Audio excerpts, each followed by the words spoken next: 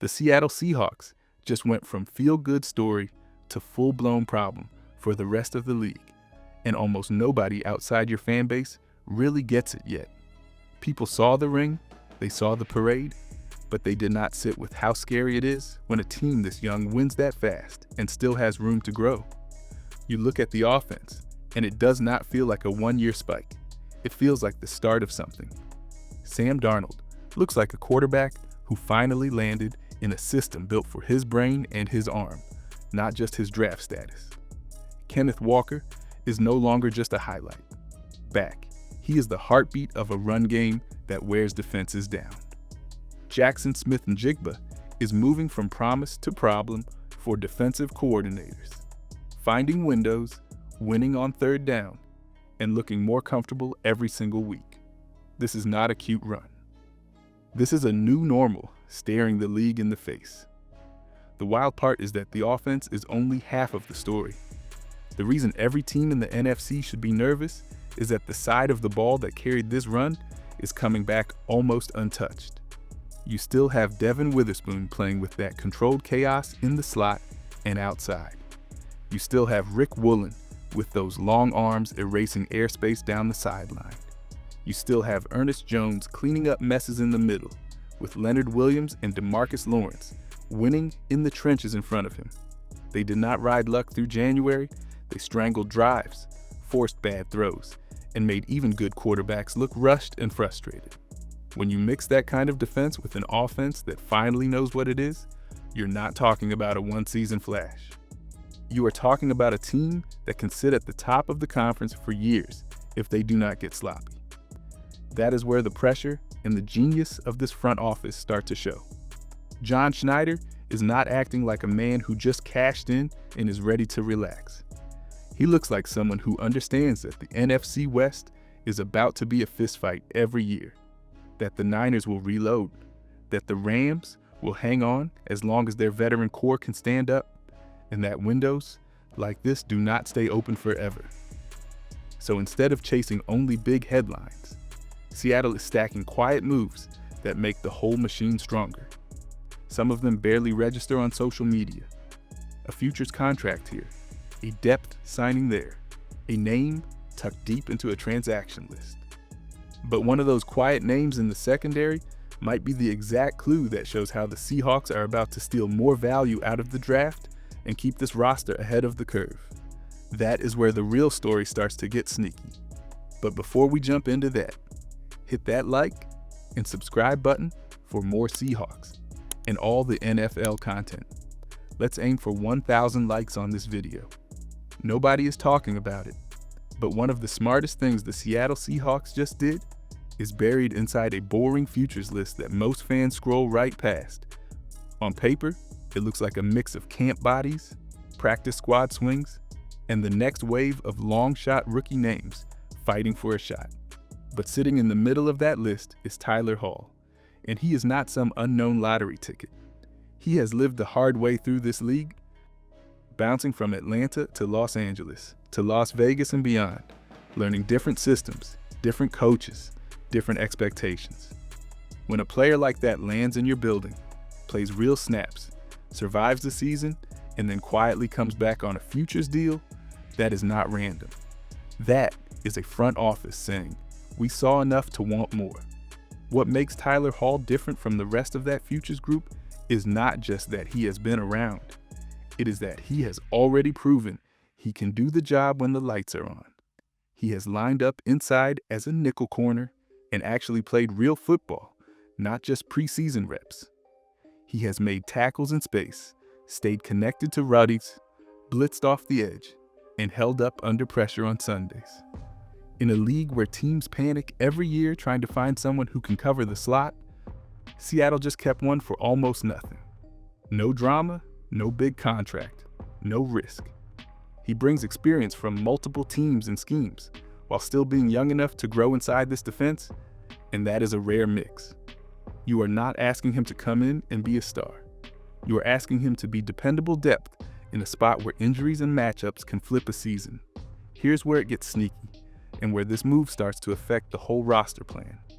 Before this signing, every mock draft, and every outside projection wanted to hand Seattle another corner at the back of the first round, as if that spot was a desperate need. But when you already have Devin Witherspoon and Rick Woolen at the top, plus a steady nickel like Tyler Hall in the room, the front office suddenly has more freedom at pick 32. They are no longer backed into a corner, forced to reach for a position just to calm outsiders. They can trade down, stack extra picks, and attack the trenches and the backfield in smarter spots. That single quiet futures contract might be the first clue that Seattle is about to turn one late first-round pick into a much bigger offensive reload. And that is where this story is about to get even more interesting. That late first-round pick that everyone outside Seattle treats like a neat little prize might be the biggest weapon John Schneider has right now. On paper, it is pick 32, a chance to grab another flashy name and make fans feel good on draft night. Inside the building, it can become something much bigger. When you already have corners you trust, when you are not desperate at that spot, because players like Devin Witherspoon, Rick Woolen, and now Tyler Hall are in the room, you are free to do the one thing that scares other front offices. You can step back from the board, slide down a few spots, and trade that single first-round slot for a stack of extra swings in the sweet spot of the draft. That is how you turn one card into a full reload for an offense that is already good and still not finished. Once you move out of 32 and into the top of the second, the board looks very different. You are no longer staring at a forced corner pick. You are staring at a real offensive lineman who has lived in the trenches for years, like that guard from Oregon, who has started more than 30 games across Wyoming, USC, and Oregon, and walks in, ready to help day one. Stay patient, and another lineman like Park is sitting there too. A former tackle who can slide inside and even handle some center work, giving you flexibility across the whole front. Add in a Notre Dame running back that nobody is talking about yet to sit beside Kenneth Walker in Love. And suddenly, this class is not about one headline player, it is about 3 or 4 new pieces who all make life easier for Sam Darnold. That is the kind of draft that protects your quarterback, shortens games, and keeps this offense from ever feeling thin when the season gets long. The ripple effect is where it really gets fun. Those extra mid-round picks you added by sliding back are not just depth for the sake of depth. They are the currency you can flip later when the right opportunity hits. Now you have a line that is younger and stronger, a backfield that does not fall apart if Zach Charbonnet needs more time, and a roster that can survive injuries without losing its identity. More important, you have the flexibility to look up at the rest of the league and say, if a proven pass rusher shakes free, or a star edge is suddenly available, we actually have the ammo to go get him. Because while building through the draft matters, the next big jump for this team might come from one bold move at the edge spot. And that is where names like Bradley Chubb and Max Crosby start to enter the conversation. Bradley Chubb hitting the market is the kind of moment that separates teams that are serious from teams that are just talking. You do not get many chances at a proven edge rusher in his prime who can wreck a drive on his own and still hold up against the run. Most of the time, those players never even sniff free agency. When Miami moved on, it quietly lit up a small window for any contender that has space and vision. Seattle sits in that exact sweet spot, fresh off a title, with a top defense already in place, but with just enough uncertainty around their current edge group that they cannot afford to pretend everything will sort itself out. The big question is not whether Bradley Chubb can play. He just came off a season with 8.5 sacks and a stack of tackles for loss. Right after people wondered how he would look coming back from that knee injury, he answered that the only way a real pro answers it, by playing fast, violent, and consistent from week 1 to the finish. That is the profile Mike Macdonald loves. A player who does not need to come off the field on early downs, who can set a firm edge, squeeze run lanes, then flip the switch and win one-on-one when it is time to hunt the quarterback. Put that kind of player next to veterans like Leonard Williams and DeMarcus Lawrence, in front of hitters like Ernest Jones, and you are not just filling a spot. You are tilting the whole front in your favor. What makes this so tricky and so interesting is the ripple it creates with the current room. Boy mcafee is in line to cash in somewhere. Uchenna Nwosu carries a real cap number that the front office has to think hard about. It is hard to see a path where you pay everyone at top dollar. That is where Bradley Chubb becomes more than a name. If the price lands in the right range, Seattle could choose to move on from one contract, bring in Chubb, get a touch younger at the position, and still keep the same or even better production on the edge. That kind of move would be bold, not reckless. But even Bradley Chubb is only part of the story, because there is one other edge name out there who does more than fill a need. He changes the entire identity of a defense the second he walks in the door, and that is where Max Crosby enters the picture. There's one name that turns this whole Seahawks defense from scary to something the rest of the league would flat out fear, and that is Max Crosby. This is not just another pass rusher you plug into a rotation. This is a player who already lives in that rare air where offensive coaches circle his number early in the week and still cannot stop him when Sunday comes. Tackle totals in the high 80s, double-digit sacks, constant hits on the quarterback, constant tackles for loss. It is all there, every single year. But the numbers are only half of it. The real problem with Max Crosby is that he never slows down. First quarter or late in the fourth, win or lose, he plays like every snap is the last one of his career. And that kind of motor inside a Mike Macdonald defense is a nightmare for everyone else. The tension comes from the fact that everyone knows how much Max Crosby loves Las Vegas. But everyone also saw what happened at the end of that season.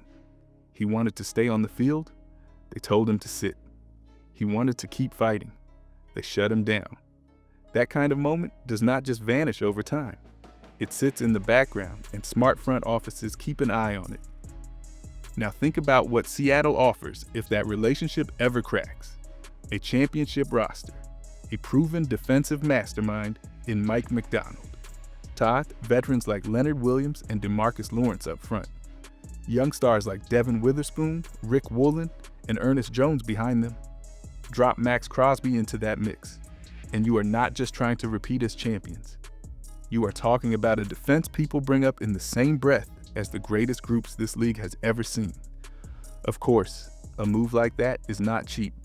You are talking about sending real draft capital, trusting your depth moves, and betting on this window right now instead of holding on tight to every future pick.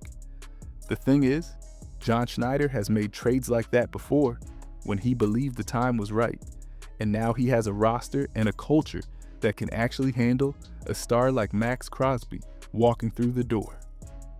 The question is not only whether the Raiders ever pick up the phone, the question is whether Seattle decides that one more star on the field matters more than one more pick on a draft card.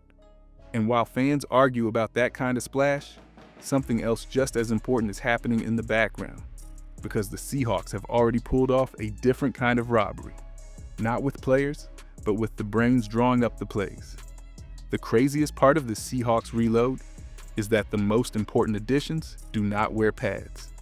While everyone was watching the player rumors, Seattle quietly walked into Baltimore and took one of the sharpest minds in that building. Daniel Stern spent years as a strategy voice and quarterback assistant for a staff that does nothing but win, learning how to solve problems fast, how to build plans that stretch across a full game and a full season. He is not here to be a cheerleader. He is here to challenge ideas, to tighten details, to make sure Sam Darnold walks to the line of scrimmage, already one step ahead of the defense. That kind of hire does not show up on a highlight reel, but you feel it every time the quarterback gets the ball out on time, instead of taking a hit. Then you add Brian Fleury, and it starts to feel like Seattle pulled off a clean daylight robbery in the coaching market. Nobody had his name at the top of their wish list. He was the quiet tight ends coach and run game voice in San Francisco, working behind the scenes, while George Kittle kept stacking big seasons. Yet when he sat down with Mike Macdonald and John Schneider, he did not just survive the interview process. He won it. He comes from the same offensive family tree as Clint Kubiak. So the outside zone identity stays in place, but he also sees the whole picture. He lives in the run game with the tight ends. He understands route structure and spacing for the pass game, and he just proved he can walk into a room full of decision makers and convince them to hand him the keys.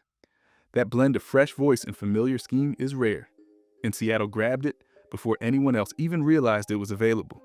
Now put it all together. You have Mike Macdonald building the toughest defense in football. Daniel Stern sharpening the mental side for Sam Darnold.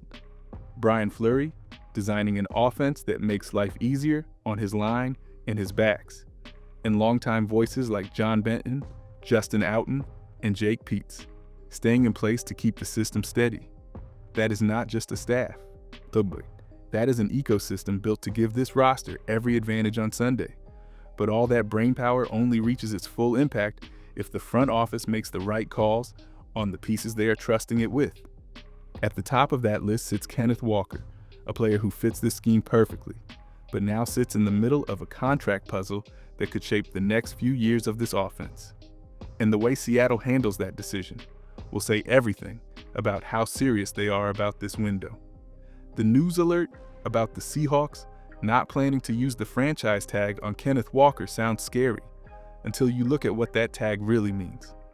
A franchise tag for a running back would drop Kenneth Walker into a tiny group of players making around $14.5 million for one season, a price that sits in the same neighborhood as stars like Saquon Barkley and Christian McCaffrey.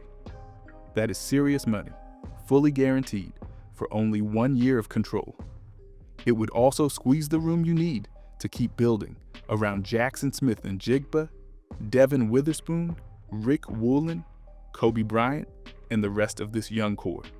John Schneider has almost never used the tag in his time running this team, and this is why.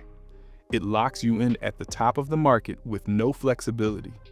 And that is not how he likes to build a roster that has to be strong for more than one season. The transition tag sounds softer because the number is a little lower, about $11.5 million, instead of that bigger figure. But it comes with its own trap. If Seattle used it, other teams could still walk into the picture. Hand Kenneth Walker a huge multi-year offer and force the Seahawks to either match that exact deal or watch him walk with no draft pick coming back. Add in the fact that Zach Charbonnet is working his way back from injury, and you see the real risk. You would be tying up a massive 1-year check or inviting a bidding war at a spot where touches are heavy and careers are usually short. That does not fit the way this front office has handled the run game.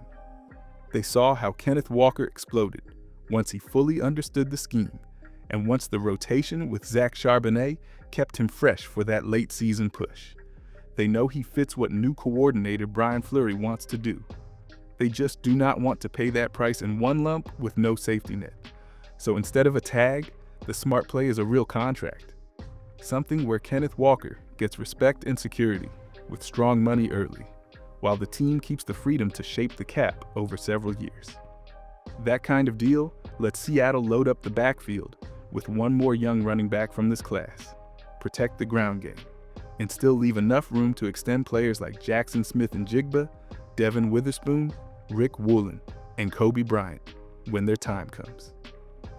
How John Schneider handles Kenneth Walker will tell you exactly how he sees this window, because this is the balance point between paying stars and keeping the whole group strong. If they get it right, it is not just about one runner staying in Seattle. It becomes one more sign that this front office is planning for something bigger than one banner. And that leads straight into the real question every contender has to face right now, which is how long they can realistically keep their championship standard alive. This is where you see the difference between a general manager who just won a ring and a general manager who is trying to build years of relevance. John Schneider has already lived through one era in Seattle where a special core rose fast, hit the top of the league, then slowly broke apart. He is not trying to copy that same run. This time, he is spreading the weight. A quiet futures deal for Tyler Hall. The choice to turn pick 32 into a gateway for more linemen. The careful way he handles the price for Bradley Chubb or Max Crosby. The brainpower added with Daniel Stern and Brian Fleury. The measured approach with Kenneth Walker instead of a quick tag. It all points to the same idea.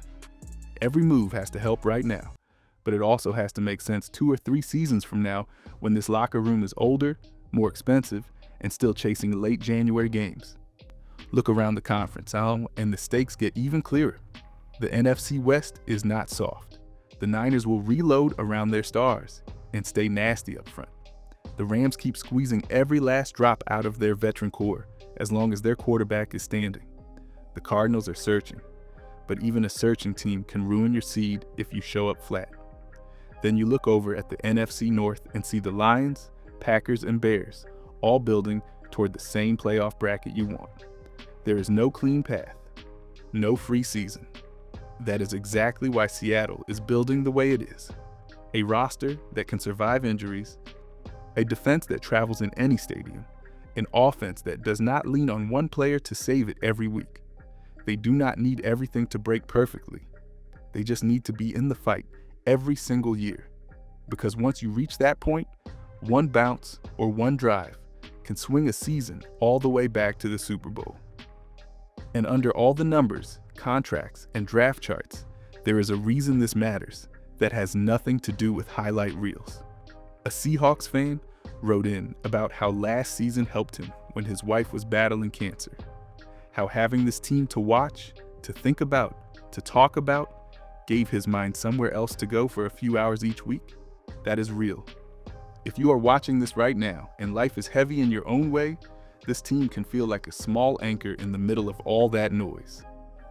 Wins do not fix everything, but a long season that stays alive deep into winter gives people something to hold on to. That is the heart of John Schneider long game.